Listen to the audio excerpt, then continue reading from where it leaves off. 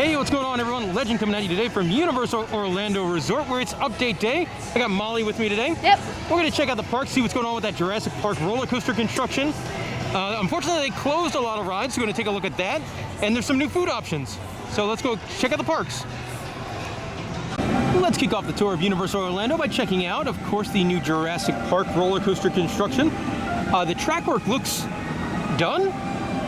You can see the one part they did not finish last time we were here was that little S-bend, I think, towards the end of the ride, which now looks completed. See, they've added a lot more theming, very much like the raptor cages in the movie. On the other side, I believe they've been doing a lot of rock work, so looking forward to check that out. Also, the building seems far more complete from the last time we were here. I talk about every month how excited I am for this project, and as it continues to get more and more, you see some of that rock work in the theme. Obviously, there was the dinosaur they brought in that was flying throughout Jurassic Park this week. It's going to be really fun. That element there, that is going to be just something else. All right, like always, let's go get a bunch more views of this roller coaster. Now coming at you by Toon Lagoon. Get another view of the ride. Some interesting stuff over here. They've started building a wall. So that's kind of neat. And you may have seen on social media in the past week or two where some ospreys, which are birds of prey, started building a nest on the top of the top hat here. Well, they've now covered that with a tarp to eliminate the nest making. And then you get a really good view as well as the building, which I'm sure will be queue and maintenance and launch and all sorts of things. Get a view of the launch tunnel right there. That is going to be really cool. Launching through that tunnel into the top hat's going to be fantastic. And then what I'm probably guessing will be close to the final brake run there, that big raptor cage. So there we go. That is obviously a lot of work left to be done, but it's definitely moving along. You can also see down here they're looks like they're redoing parts of that viewing section. Over here by Popeye, a little bit of a different view of that top hat.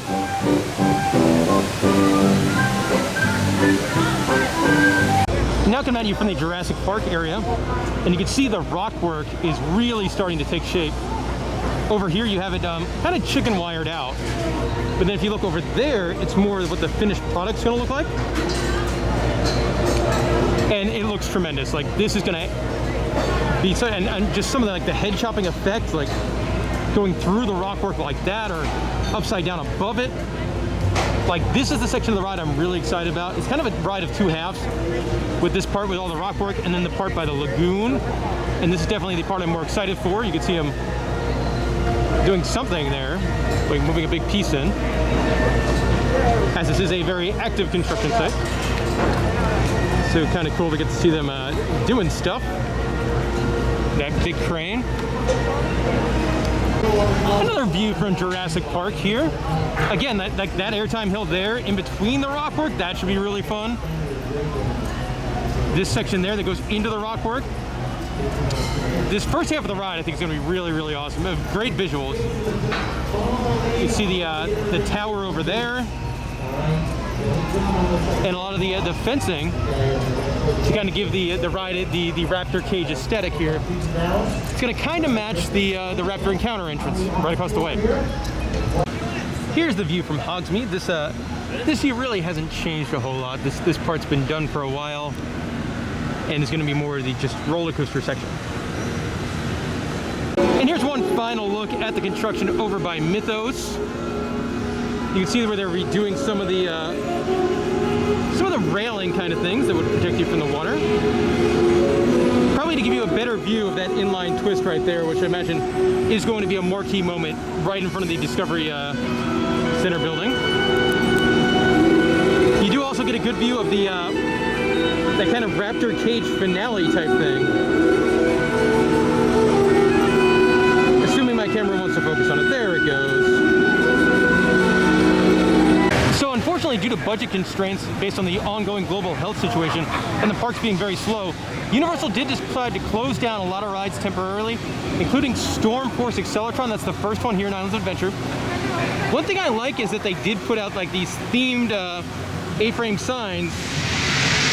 So this one reads, "Alert, power generators recharging." So it's kind of a neat sign. But you can see it's just sitting there closed. Over here in the Lost Continent, the Poseidon's Fury is another victim of the ongoing budget cuts. Fear Factor Live is also on the list of attractions temporarily closed, but this one's not really that much of a surprise. This one is kind of a seasonal attraction anyway. Over here in Springfield, Kang and Kodos is now closed as well, as all intergalactic travel is suspended.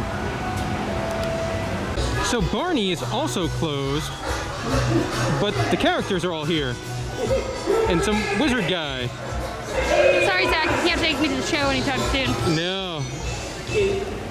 So probably the most surprising closure out of the rides that got temporarily closed is Fast and the Furious Supercharged, which just opened back in 2018. Not a particularly well-received ride. And according to the sign, their closed sign, the family is out on a mission. Family! All right, enough bummer news. Let's talk about some good news. Over here in Central Park, they've opened a new crepe stand. You can get savory or sweet crepes. You go chicken and goat cheese, smoked brisket, vegan sausage, lemon blueberry, strawberry hazelnut, or cookies and cream. Gotta do some taste testing here. Gotta try that smoked brisket one. But most of them sound good. Yeah. All right, so we got the brisket one with the cheese. It smells good. Molly, you carried it. You said it was really hot. It was super hot. All right, some quick review. Molly, what are your thoughts on the crepe? It's really good. It's delicious. You can really taste the barbecue. Yeah, that's like the most powerful flavor. But you don't really taste the cheese very much. No. But it's good. It's a very different kind of snack or meal for the theme park time. We're now in the Halloween Horror Nights Tribute Store because they got some new stuff since the last time we've been in here, including a mold-o-matic machine. Pretty snazzy. It's that Frankenstein you get for $6. If you're not familiar with these, they just make a plastic thing right in front of you. So they've also opened up a couple new rooms in the tribute store, and this one's neat because it's got all the different guide maps on it from over the years, like every single one. As a big dork, I really like this. Look at that. That is a pretty terrifying looking guide map from number 7. They'll keep everything that's ready first. Very neat. Very, very cool.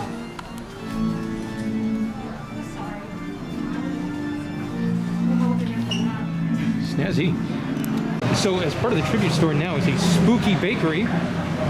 Look at some of this stuff. Oh, werewolf chocolate cake pops, zombie cookie dough, red velvet blood spatter cake pops, Frankenstein's Rice Krispie treats, lemon tarts, slime, and the graveyard cake. Oh man, I miss Beating hearts? That beat? I don't think those are edible. Yeah. Oh, there's They're neat. sour gummies. Oh, they are.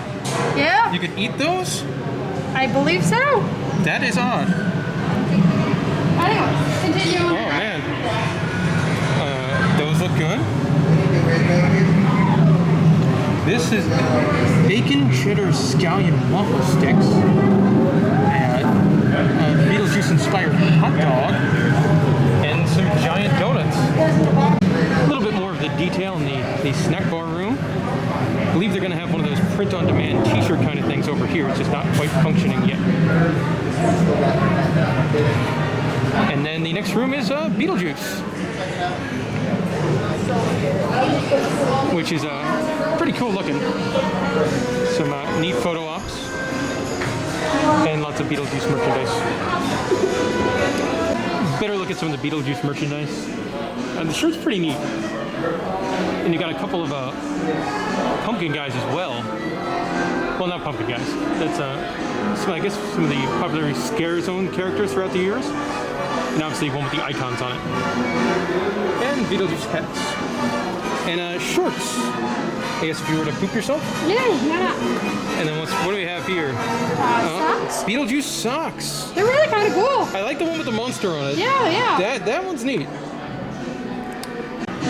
Still going here. I love this Beetlejuice snake face thing. It's like behind it. Yeah.